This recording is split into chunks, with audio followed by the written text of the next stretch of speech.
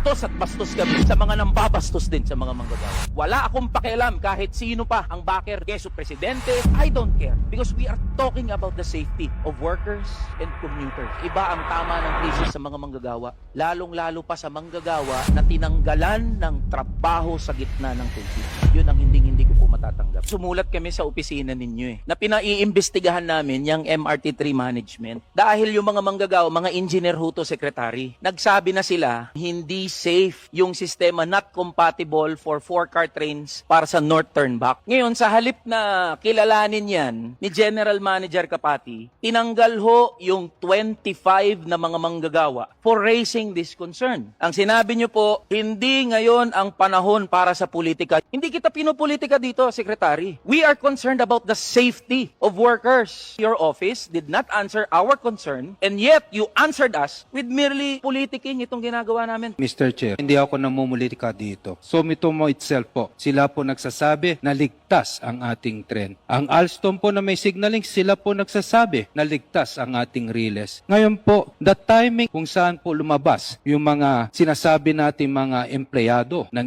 MRT3 na sila po mismo nagsasabi na hindi ligtas. That was the time po kung saan hirap na po tayo sa pampublikong sasakyan. Ako po ay nagsumulat sa ating legal at sa ating USEC for Rail para imbestigahan po si GM Mike Kapati. But ako po'y paninindigan ko na ligtas ang ating tren. Kayo na po nagsabi, Secretary, na paiimbestigahan na titignan nyo pa na ligtas at compatible yung system for 4-car trains. Kasi sa halip na sagutin to ni General Manager Kapati, hindi niya sinagot itong mga valid and legitimate concerns. We are talking about the safety of hundreds of thousands of workers and commuters riding MRT3 instead of addressing these matters. Very valid, very legitimate concerns. Sumulat ang 200 manggagawa ng statement, natanggalin nyo na yan si General Manager Kapati. Alam mo ginawa ni General Manager Kapati, Mr. Chair? Kinausap lahat ng mga manggagawang yun. Hindi magre-renew ng kontrata hanggat hindi nagre-retract ng statement, and we have all the pieces of evidence. Napakalaki ng pambabastos ni General Manager Kapati dito sa Kongreso because I have confronted him that we will investigate this matter here in Congress. We will file the necessary resolution. Ano natanggap naming sagot? Wala siyang pakialam sa Kongreso dahil malakas ang kapit niya kay Pangulong Bongbong Marcos at sa mga padrino niya na naglagay sa kanya bilang General Manager. Wala akong pakialam kahit sino pa ang backer ni General Manager Kapati. Keso presidente, I don't care. Because we are talking about the safety of workers and commuters. Hanggat nandyan si General Manager Kapati, hindi magiging safe ang operations ng MRT. Operation natin, Mr. Chair. My office is open to constructive dialogue. Irerespeto namin yung mga tao na nirerespeto din ang mga manggagawa. Pero bastos at bastos kami sa mga nambabastos din sa mga manggagawa. Lahat tayo dumadaan sa krisis. Pero iba ang tama ng krisis sa mga manggagawa, lalong-lalo pa sa manggagawa na tinanggalan ng trabaho sa gitna ng krisis. Yun ang hindi ko po matatanggap, Secretary.